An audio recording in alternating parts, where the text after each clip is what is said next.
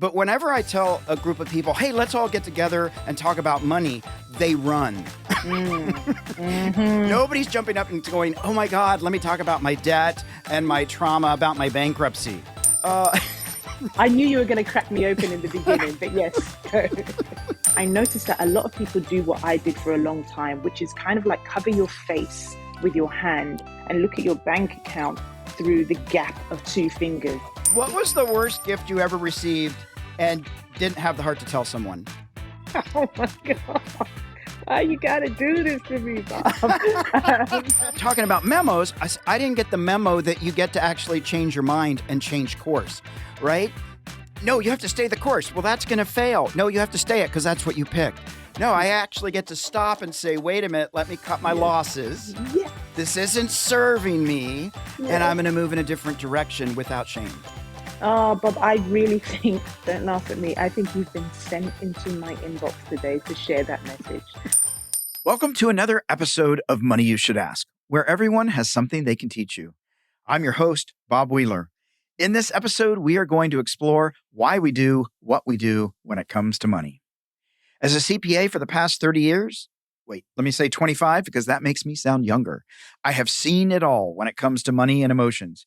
And if you think I'm talking about my clients, I'm not. I'm talking about myself. My relationship with money has been, and sometimes still is, an emotional roller coaster.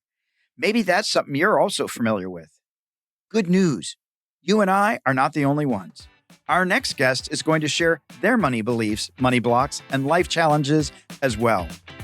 Buckle your seatbelt and enjoy the ride.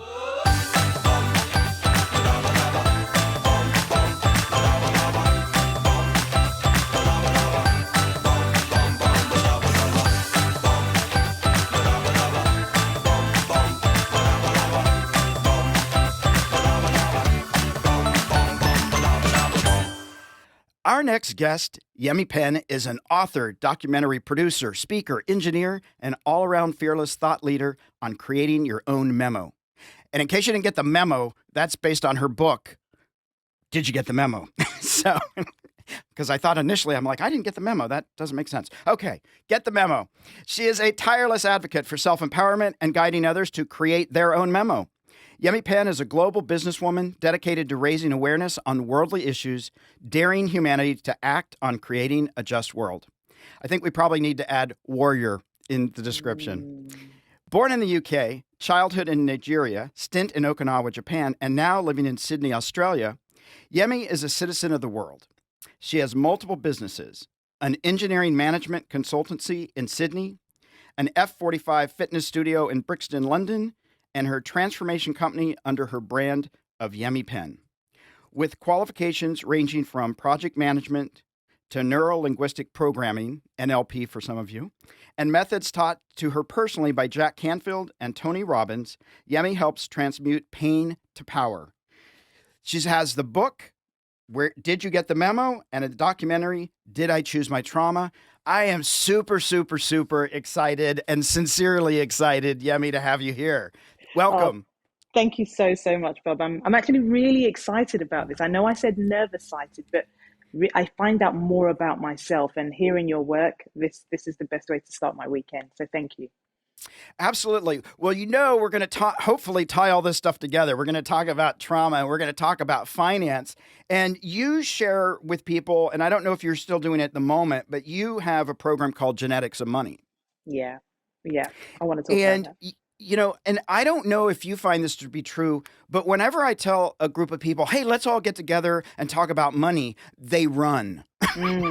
Nobody's jumping up and going, oh my God, let me talk about my debt and my trauma about my bankruptcy. They just don't get excited. I knew you were going to crack me open in the beginning, but yes. So can you say something about your experience with people when you talk with them about money? Because it is part of the story, and it's going to layer it into the trauma and other life experiences. But I'm just curious your experience when you bring up the topic of money. So, Bob, firstly, I want to keep it real and talk about my own nervousness with talking about money. So when you say when I bring up money, sometimes I still don't even do that. I'm still working on my money story. Yeah. It's ongoing. But what's quite interesting is whenever I go or I run a seminar, I notice that a lot of people do what I did for a long time, which is kind of like cover your face with your hand and look at your bank account through the gap of two fingers. It is the fear of the unknown. I believe a lot of people don't even know how to look at money. At the moment, I work with some people in business who don't actually understand numbers. And I'm still learning numbers because I genuinely didn't get the memo on how to run businesses. The only memo I got was how to go and work for someone else who would know how to run the numbers. And so a Right. lot of this has been self-taught. So a lot of people do freeze. I think it's because it potentially brings up some sort of imposter syndrome, but we just never even get the time to talk about it. So how would we know? Well, absolutely. And, I have a sense that my belief is we all have secrets Mm, and we're working so hard for nobody to find them out. yeah. Like we're hoping we can take that last breath and we didn't get caught. Oof. Yeah. I mean, do you know, you just saying that felt like I had like 12 monkeys on my back. What a life to spend so much time. And I get it. I've got empathy. I am that woman. Most of the fears I've had around money and business was what happens if I fail? Like, Right. what happens if I fail and everyone knows and that's how much money I've spent? And my mum, God love her, most of her advice back in the day was, yeah, don't because you're going to lose so much money and it might fail.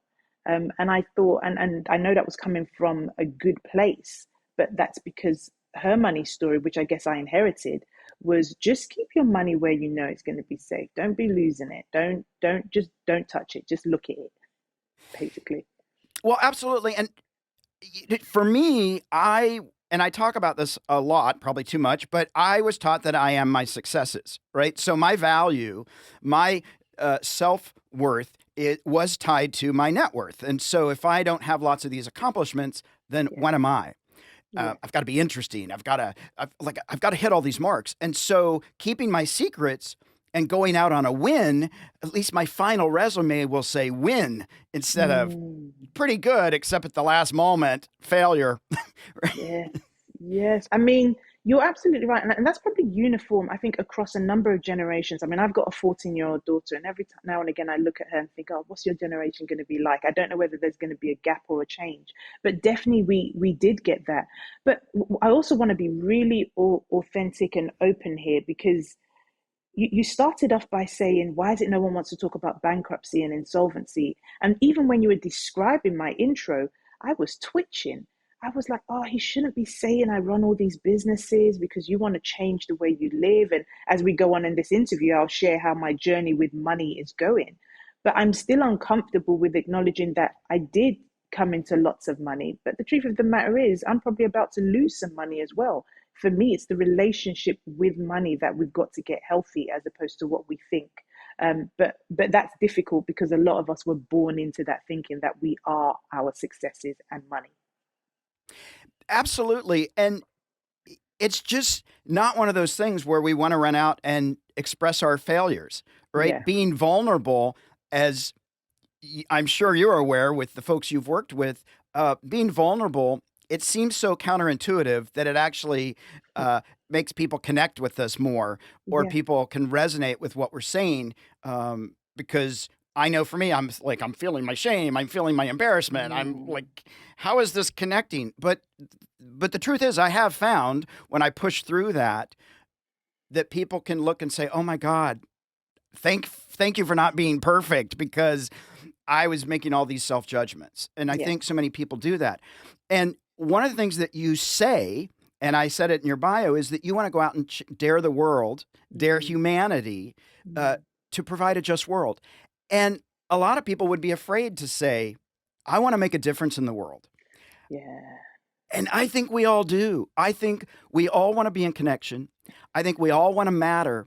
And I think deep down, even the worst human in the world, deep down, wants to have a positive impact. That's my belief. Yes, and I'm with you. I mean, if there was a line, I would be standing right next to you. That I truly believe we do. And I know we've had so many other thought leaders share the same thing, but I really believe we do. The feeling you have, all I've got to do sometimes is witness when someone in public on the street is struggling and someone else comes in, or someone's bank card, bounces or declines at the till. There is somebody in that line who actually really wants to go and help, but they've just got all this noise in their head. So I absolutely agree with you. I mean, me daring humanity to be just. I mean, you can tell already from my star sign, I'm a bull. Everything has to be a little bit like fighty, fighty. So my dare is like this kind of cheeky challenge. Because that, if we love a challenge, that's got to be it. It's got to be the case that I don't feel someone's going to shame me because I want to help someone. I did get called out once when I just wanted to pay for someone's coffee. My partner started doing that. He goes and gets his coffee and he pays for the next 10 people. Things like that. That's not even just it's kind, but it's giving. We want to create Yeah. the space that it's okay to give without someone thinking there's an ulterior motive.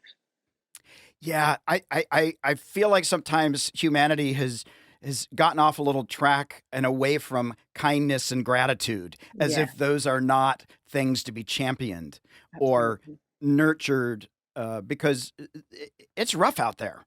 Yeah, it is. And I think I mean, this is where we can go down the rabbit hole.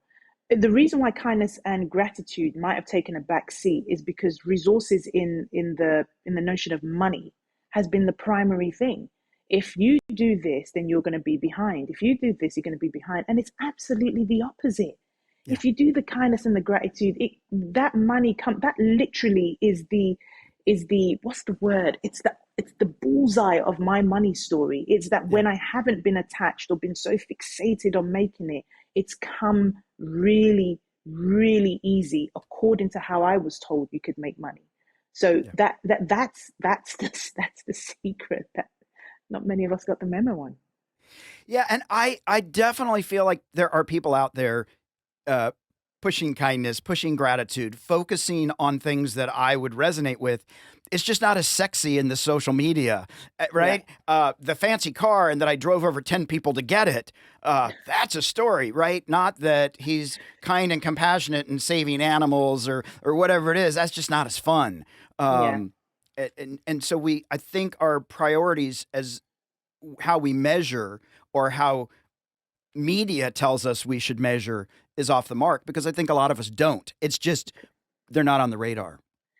Absolutely, but I think this is why, as well as the stuff I do when I say daring humanity, we've got to show up. The everyday people, the Bob Wheelies, the Anthonys, we've got to show up because what's happening is we watch TV and we're seeing our leaders who really, their primary focus, unless I've got something wrong, is get that GDP up. Make sure Yeah. you're powerful. Make sure you've got the resources. You've got this. But if we have more people, more thought leaders, whatever you want to call it, showing up, and I know it's a very clustered world, especially now everything is online.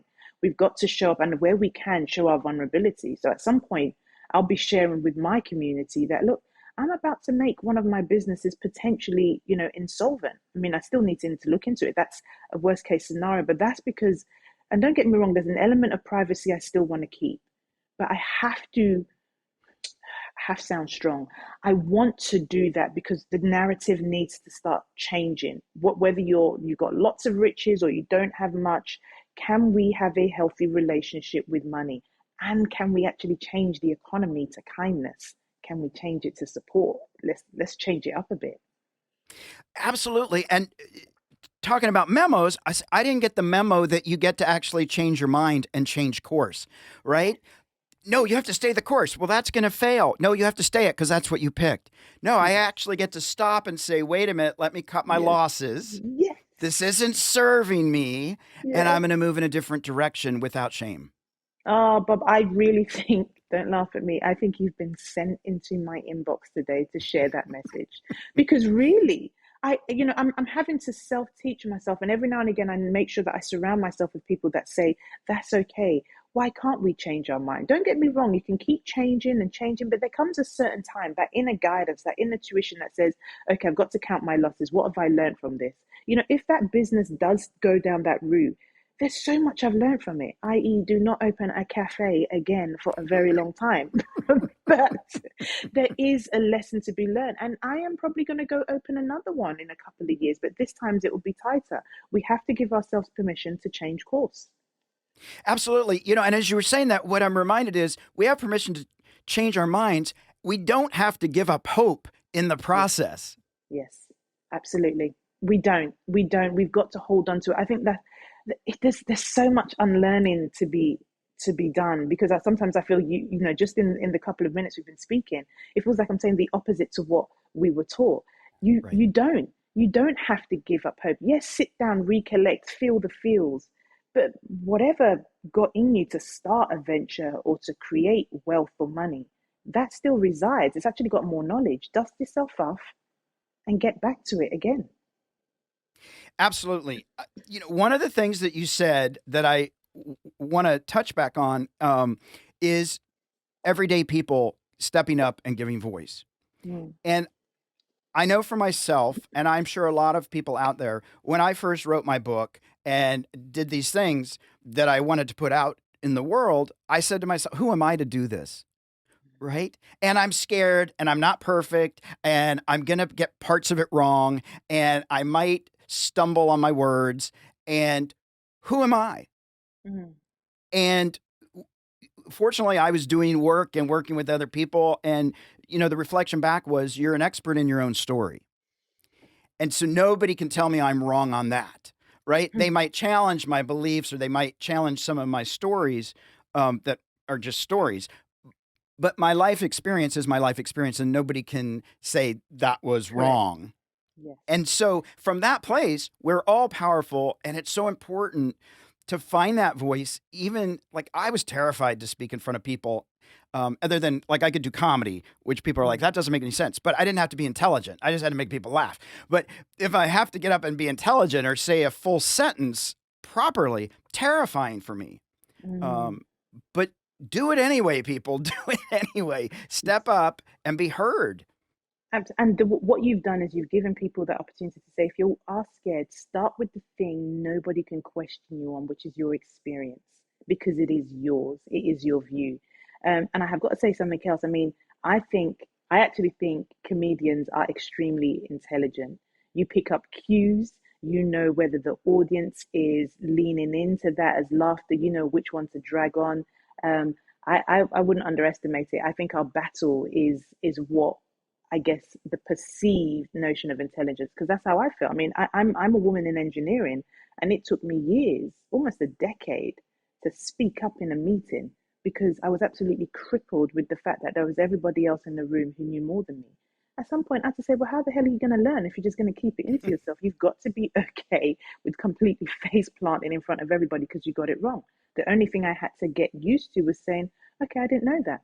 I'm going to learn. That literally is my notion. Nobody can ever call me out for getting anything wrong, because I believe, as wonderful Brene Brown says, I'm stepping into the arena. I'm trying to learn. So unless you are in that arena with me, you're going to need to be silent and step back. And that's how I show up now, regardless of whether I know the topic. And the superpower that I invite everyone to own is knowing what you don't know, because when you do that, you can't be faulted, and just be open to learn. Yeah, absolutely. I think that's the hardest thing for leaders to admit is knowing that they don't know Yeah, and being able to say, I actually don't know. Let me do a little research. Let me get correct. back to you. Yeah, That's not my area. There's correct. right. I don't have to. I think sometimes leaders are so busy trying to protect their turf once they get it that Yeah, they focus on not letting go instead of actually moving forward. yeah. And the question is why? Why are they so scared of it? Because in the past they've seen people be absolutely cut at the knees for doing things wrong. But this is where everybody's showing up and just having unison in that voice to add kindness as another resource, as another economy. Then people wouldn't. They would make mistakes. You think about everything that we've gone through over the past couple of years. There have been so many things that could have been done differently. But the truth of the matter is, whoever's probably leading has probably never experienced in memory this thing. So why wouldn't you say, okay, sorry, my bad, never quite experienced this before. So we really are trying to do the best we can. You say that to a nation, and you be open and humble and say, however, we now know better, so we're going to change it, and we want you to come on this journey. We need you to do this. Just the change in words and approach is for me the difference between a phenomenal leader and someone who isn't. Yeah, that it's so true. And when you were just saying that reminds me, in the US specifically, and I don't know about the rest of the world, but in the US, there's so many lawsuits and against companies and different things. Mm. And the research has found that most people would have actually been fine with an apology and didn't actually need the money or want the money. They just wanted somebody to say, I see that I impacted you in a painful Mm. way. I'm sorry. And so many people, oh, don't say anything. Don't give your story because we got to refute it. And then they were so busy defending instead of Mm. actually just feeling, wow, I screwed up. I hurt this person. Mm. Let me make amends. How powerful. And as you were talking, because it sounds like we were both getting downloads. And so my brain automatically starts to say, "So why is that happening? Why is that happening?" I like to get to the source as quickly as possible. Remember, we've also built professions. We've also built professions on those kind of lawsuits, that kind of anger, that extension or inability to apologize. We've built professions on that. And Yeah. so you start to make certain professions obsolete. And unless we have world leaders who say we've got to change the paradigm, we might find it going on for centuries. I'm currently trying to do business in a whole different way. It's fun having people look at me saying, "So no money, no physical money is going to go into my bank account." I'm like, no, I'm going to share this resource, this skill I have that I know you potentially could benefit from. And I'd love it if you could share the same. And it's different, but I think we start introducing it one by one. And I think that's how we see change. That is really cool. And Mm. now here's what I have to ask you though. How does your parents' money story fit into your money story and into like these shifts that you're having? Are you letting go of money stories from your mom and your dad, or is there adjusting along the way? What's the process? Because you talk about that a little bit about how our parents influence our money story. So I'm Yeah. curious on a personal level, as you're stepping out and making these changes, how does that story just in the back there come to play? Very great question, especially at this point in my life. Definitely, most of us have heard that money doesn't grow on trees, don't waste money. And so I've had to be really careful of the language when I'm speaking to my kids, especially my daughter, who would say, "Can I have the iPhone 12, the iPhone 13?" And trying to get her to understand the context. What I'd say is, I have the money, but that's not what I want to spend it on right now. Whereas back in the day, so those are the things that I would have inherited, but it's not that they didn't have money, because then my mind started to think, oh, we are always on struggle street financially. But Right. that wasn't the case. But I understand they didn't have the time to explain all of that. But I definitely picked that up. But I changed the language as I go on. The part I'm struggling with at the moment, my dad, who passed away a couple of years ago, he in Nigeria, he inherited a lot of wealth. So his dad, my granddad, was a property tycoon in Nigeria. Obviously, then we had oil reserves that hadn't been taken, but he literally had lots of property, and that's where the wealth came from. Now, my dad had it as well, but he enjoyed his wealth, as my mum puts it, because remember, we always hear different sides to stories. He Right. enjoyed his wealth. So when I started setting up businesses, which was something not many of my siblings were doing at the time, my mum's fear, especially when I started speaking about it publicly, was, Yemi, don't tell too many people because people might start leeching on you like they did with your dad. So that's something I've built into my money story. So whenever like you're reading out my bio and I'm like, no, don't tell people, that's still in the back of my head. Right. And so what I'm now trying to fight is that just because I make money doesn't mean there are people out there who want to bleed me dry. So I'm having to change the narrative. But once again, I don't have the guidelines. Right. So I'm still working through that. The last bit is losing money. I haven't got the answer to that.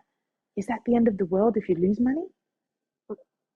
I don't think so, but everybody else seems to really cringe at it. And don't you have to kind of make or lose money, spend money to make money? I'm still, once again, if you got the memo, Bob, let me have it because I don't know where it is. I have seen a lot of incredibly happy people with no money or Mm. were much happier when everything failed because it took all the pressure off. Yes. So, this notion that if you lose money, it's a fail, Yeah. like you, it's a lesson. Yeah. It's just a lesson. Yeah. Um, yeah, this money story and how we carry it in. When you were talking about your mom not wanting everybody to know, and that Mm, if people know you have money, I think for me the biggest thing, and maybe this is true for a lot of people, learning to set a boundary, yeah. learning to actually say no, I have it, and I've chosen not to share that at this time, or I'm Mm, choosing to do something differently. I didn't get that memo.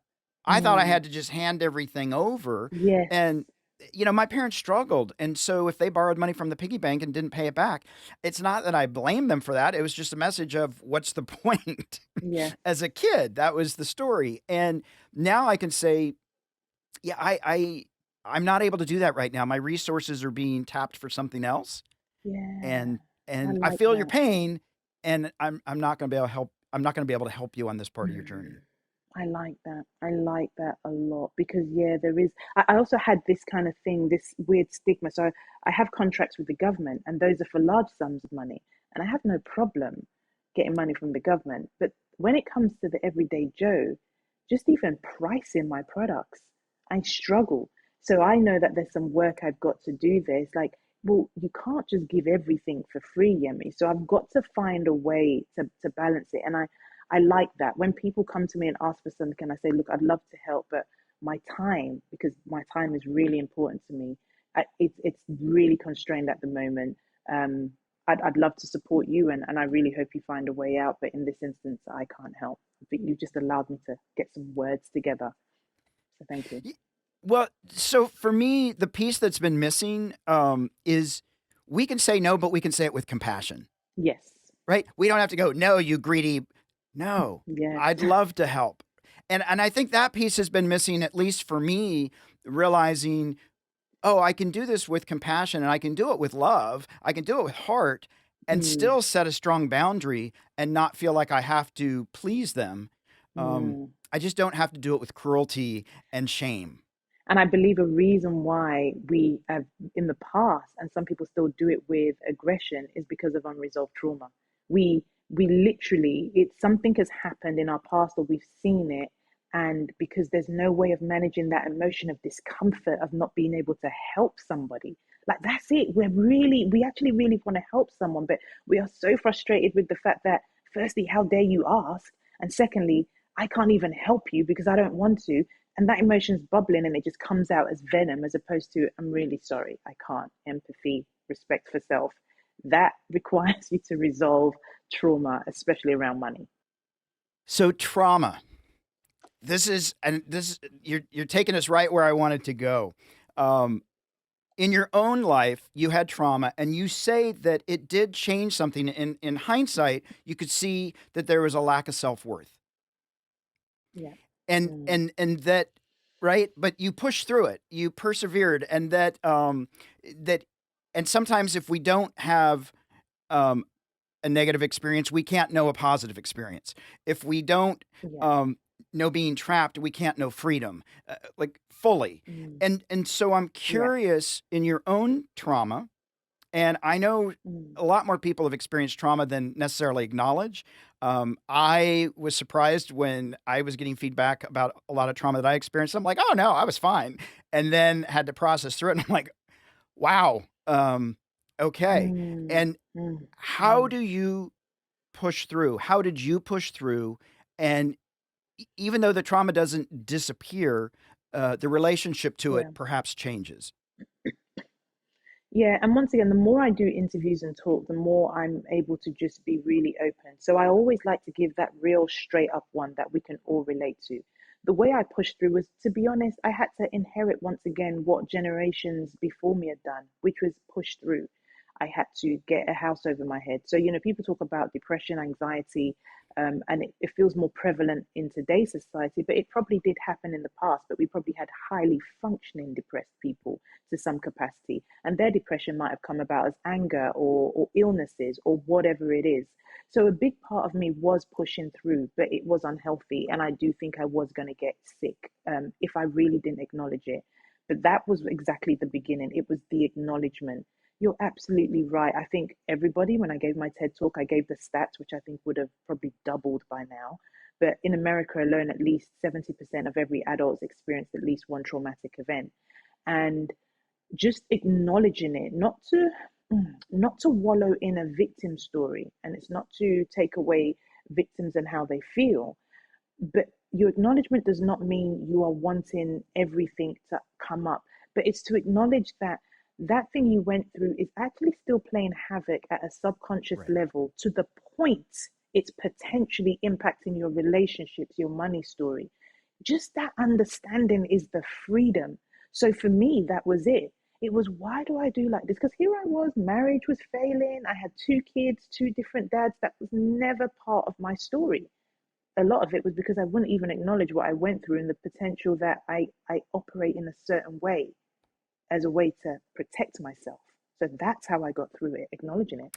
I think that's so important. I've done a lot of work in core energetics and radical aliveness, which is somatic Mm-hmm. work. And one of the Wonderful. exercises that we do, that I've done, and what I do with other people, is exploring um, what do I have to feel if I don't blame. Like if I'm, Mm, it's you did this and you did this and it's your fault and it's your fault. And if I have to actually let go of the blame, what do I have to feel? And so what do I get to avoid feeling by blaming? And if we stop and acknowledge, well, there's a lot of pain, there's isolation, yeah. there's disappointment, there's whatever those feelings are that those are uncomfortable. I'd rather not Mm, acknowledge, but the more we can name them, own oh, them, then they don't own yes. us. Absolutely. Oh my gosh. I don't know if you're on Instagram, but I have to write that as a post. What do I have to feel if I don't blame? A powerful question. Very quickly, I want to tell a Yeah, very, very quick story. I live in yeah. Australia. I've moved out back the bush, go into my pantry, and I see this big ass spider. I'm talking big as my palm. And anyway, I go through a whole series, and because I really do like to include my community, I start talking to people on Facebook, and someone says, name it. Name the spider. So I named them Sherbet because it was the best thing I could come up with. But naming the spider Sherbet took away a lot of the fear. And you just saying that, just name it, name what happened. It really takes the sting out. And if I can do it for a spider, then trust me, we should be able to do it for some of our gruesome events that's happened in our life. It makes a difference. That's probably a very easy step. Just name I love it. I love Sherbert the spider already. Uh, Much it. friendlier spider. Yes. With eight With eyes. that, Yes, much that's friendlier. crazy. Um, I want to talk about something that actually, I told you ahead of time that I just loved Faith Agugu. Um, Yes. Amazing in the documentary. She shares a quote, and I think it's central to what you're talking about in the documentary about trauma. And the quote, well, there you it karma is not about taking blame, but making the choice to be at cause for change rather than effect, which is disempowering. Mm, And I, yeah. for me, that it felt really significant, and important to because in the documentary, and you talk about this, do I choose my trauma as at a child's level? No, I don't choose that. On a Mm, spiritual yeah. level, maybe, right? We don't fully know, but if we're Yeah. coming from that spiritual place, that maybe I did knowingly in another lifetime choose to come in, um, Mm, for people that resonates with. But this part about it, it's not saying though that karma makes me a victim. mm. No. And I just wonder if you could say a little bit more about that. Yeah, so karma in itself is a word that would make people either just tense up or full on want a body rugby tackle you to the floor, because I think karma has been discussed as a way of blame. It goes back to the blame. Well, you did this, so you get that. And I literally believe it's about balance. And the best way that that documentary could do it, because when we did a first showing with people who had gone through extreme forms of trauma, that was where they felt unstuck. But usually, where we feel stuck is actually where there's work to be done. Karma is basically saying you have a choice to either be at cause, meaning that you are the person who is kind of driving the wheel, or you are the person in front of the car being pushed around by the person driving the wheel. And that's the effect of the car moving. The truth of the matter is, Bob, we could go deeper, but I'm fully aware that I feel my work in this lifetime is to speak to people who are kind of opening. They're wounds, but they're open, they're listening. And so I might go deeper and talk about karma, which can go back to past lives. And, I'm currently now doing a PhD that will look into that. But in order to do that, I've got to have people who are at least willing to understand that maybe there could have been a past life, because most of us don't get that context because we're here and Right. now. But at a minimum, karma is about acknowledging that you decide whether you want to be a cause in the driver's seat or effect in front of the car. And it's not about control, but it's about being empowered as to what happens to you. And the quote that Faith shared, which it wasn't hers, the quote, Yeah, because it all ties together, is that trauma not transformed is transferred. correct. And for me, it reminds me of I remember a saying that somebody told me is we can either pass it on, right? Yeah. We can pass it, like, I don't want that. I'm not going to take that. We can either pass it on or pass it forward. And meaning we're going to just keep passing it to the next generation. Oh, you gave me shame. I'm going to pass that forward. And Yeah. so, with my family, I've tried to turn around and say, hey, thanks for sharing this, but I'd like to hand that back to you. I'm gonna Thanks, but no thanks. I'm Yeah. gonna pass on that because I don't want to pass it on. And to that point of that, if we don't transform it, we transfer it. We transfer it to the next generation. We transfer it to the people around us. Can you say a little bit more about that? I mean, Absolutely. I mean, it sounds really powerful, and for some people it might be a gimmick, but just to say it again, if your trauma is not transformed, there's a high possibility you will transfer it. But I want to add something else. You actually have no idea how. Another quick example, 14-year-old daughter going through her own traumatic experience. And when I witnessed something she was going through, I didn't realize that I reverted back to 7-year-old Yemi mm, in how I responded to her trauma. I mean, this is how deep it is. So, in that event, which happened in 2020, that took me back to the therapy room. It took her, but it had to take me. And it's quite interesting that because Faith of Google was at the middle of that as well. But I've been able to figure out that if I hadn't changed, because it was called disassociating, what I did was just almost pretend like it wasn't happening. Now, it didn't, the transference doesn't mean you take that exact thing or that exact trauma event and hand it over, but it's actually how you deal with it. It's actually how you show up in the world. And that for me was powerful. That was when I was like, okay, I've got to start cleaning my trauma. Um, and so what we don't realize as well is if we've been victimized, sometimes we feel the only way to do it is victimize other people before it happens to us. So there are so many ways of transferring it. So the question is just choose. You want to transform it, and you can do that by doing what we're doing. You're not running this podcast for thousands, millions of people to listen to because you've just sat on your knowledge or your pain. You're actually using it. yeah, it's to me, this work is so important because so many people out there didn't get the memo, right? Yeah. And for me, the longest time people would say, look, there's either, when you're dealing with trauma, there's flight or fright. I mean, flight or Yeah. fight. And I kept going, no, that's not Mm. me. I shut down. Like, I was frozen. And it wasn't until later somebody said, oh, Yeah. well, that's sort of part of flight. It's just a passive flight. And I was like, oh, because I kept going, Yeah. I'm not fighting and I'm not fleeing. I'm just checking out. I'm removing Yeah. myself from my body. My body's present. Yeah. And I think that's true for a lot of people, that they disassociate, and doing this work and continually just coming back into the arena, coming back into the fire, we learn to stay a little bit longer, Yes. and we learn to Yes. tolerate the pain. Absolutely. It's like the story of, is it the lobster or the crab, whereby they've got the shell, the body, but in order to grow, there is discomfort. That shell has to crack and then a new one comes on. And that's how I see. So every time I'm going through pain, I just think of the lobster, just think of the lobster. They've got it together, you will. You just keep on getting like richer and richer in who you are and what you can give back. Yeah, it's how do you get people, the funny thing is when I started doing the work, people would joke with me, my mentors would say, Bob, you always come into this kicking and screaming. Like, I'm always like, I don't want to do this. I hate this. I don't want to have any feelings. If I had them, I would share them, but I don't feel, I'm not doing this.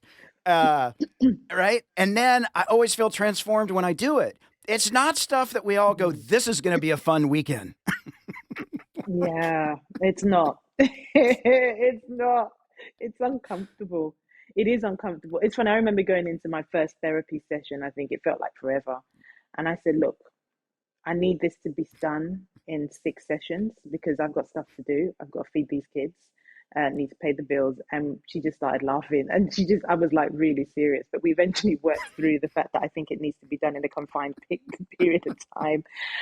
But we do. And I think that's the bit that I can imagine you and I are trying to do in our work is to say to people that it might be uncomfortable, but that transformation at the other end, it's really great. It doesn't mean everything's fixed. It just means that when stuff comes up for you again, it doesn't take as long. For me, like the imposter syndrome, it's still there. It just turns out that I walk down that ladder a lot quicker than I used to. And that's the beauty of the transformation for me. Absolutely. We cannot get taken out. Right. Yes, exactly. We We can't. can't get taken out. We We can say, can't. We've got work ouch, to do. not Yeah. fun. And I'm still here. I'm still showing up. Boom. Love that. Yes, absolutely. Yemi, we're at the Fast Five. And the Fast Five are brought to you by Acorns, where you can invest spare change, bank smarter, save for retirement, and much more. For more information, check out this episode's show notes. All right, Yemi, here's the Fast Five. I'm going to throw them at you. Okay. What was the last purchase you made that you had to talk yourself into? Oh, booking a hotel room in the city. Yeah, Just too it was. expensive? Yeah, well, too expensive, and I'm trying to just be more sustainable with my spending. So, do you really need? Why can't you watch the show and just drive back home? Um, and I'm usually very free, so I'm the opposite. I'm spend, spend, spend. Whereas I want to become more conscious, Okay. and I did need to talk myself into that. And when was the last time you felt regret after making a purchase?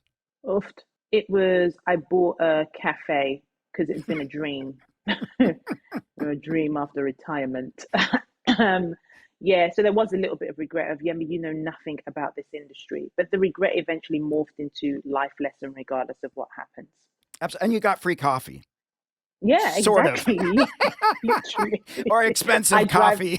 I, I go all the way over there, even though there's a coffee shop right close. I drive 40 minutes to go get that coffee.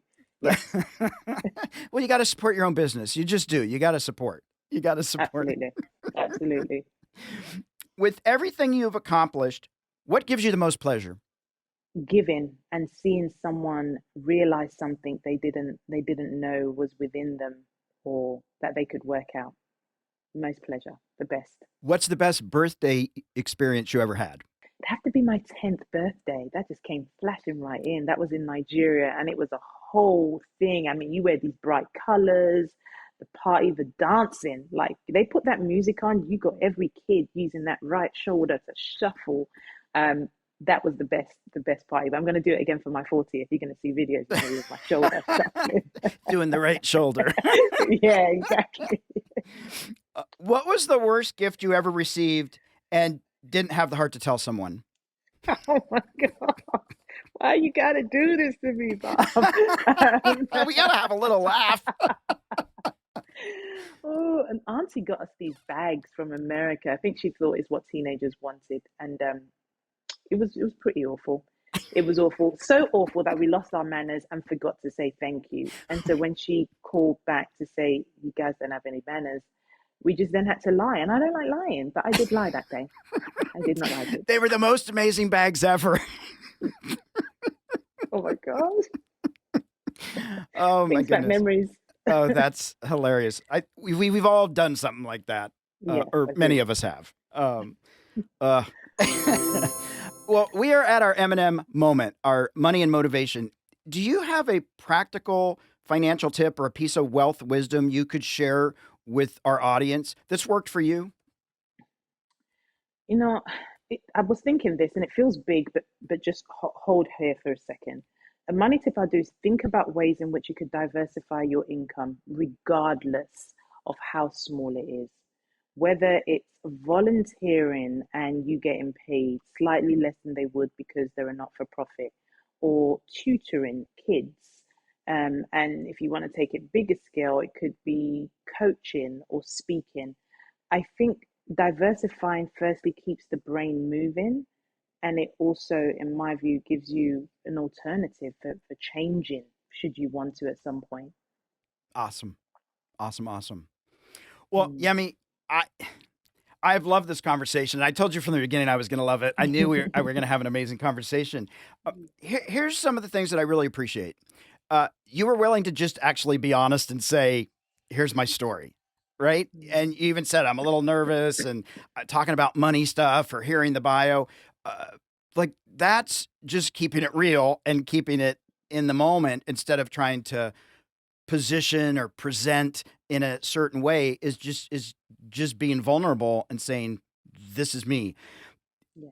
You also, when you talked about your parents and your mom, you even, I think you said bless her soul, like there's a kindness there. There's not this blame of, oh my god, my parents didn't get the download, they didn't give me the memo, how dare they. Mhm. um, Yep. right, you went out and created your own memo and you're helping other people find their memos. And so what I didn't hear was a lot of blame. I didn't hear a lot of victim.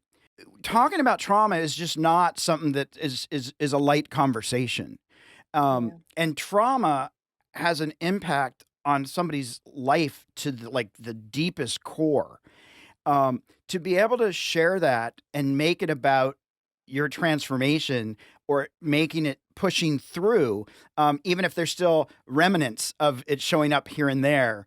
Um, it's not about like I'm this victim. I really appreciated in the documentary this piece about if you don't see the darkness, you can't see the lightness. If you can't like and really reflecting it from that perspective of seeing Mhm. it as the potential for growth and transformation. And I really appreciate that because it is not sharing trauma is just not something everybody's like, oh yeah, go share the trauma. Don't reveal Mm. our family secrets. Don't you're gonna out us. People will see us Mm. for who we are instead of who we want them to see us for, and Mm. that's really powerful because going back to I feel like most of us have lived much of our lives trying to keep secrets Yeah. from being found out, like Mm. so that we can present well. And I really appreciate that you showed up and were you. Mm.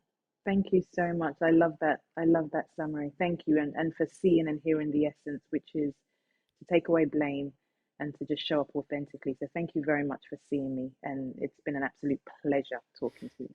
Oh, Yemi. Well, we got to tell people where they can find you on social media, on the internet. They've got to check out your book. Definitely, you've got to watch the documentary. It doesn't cost anything. It's on YouTube, but I'll let you share some of this information. I'm just like, I'm going to advocate here. So, Thank you. I mean, look, going to my website will update you on what I'm doing, which tends to change every 3 months. So it's yemipenn.com, YEMIPENN. And I kind of got two versions for myself. I'm also on LinkedIn as an engineer. I still like to talk about different things and how organizations, relate. But if you want to find out the real Yemi, the kind of cheeky Yemi who says things that you shouldn't say, but everyone thinks, find me on Instagram, and that's just yemi.pen. awesome. Well, we'll put all that in the show notes so we can get everybody coming your way. Yemi, thanks again. It's just been a wonderful conversation. I appreciate it. Likewise. Thank you, Bob.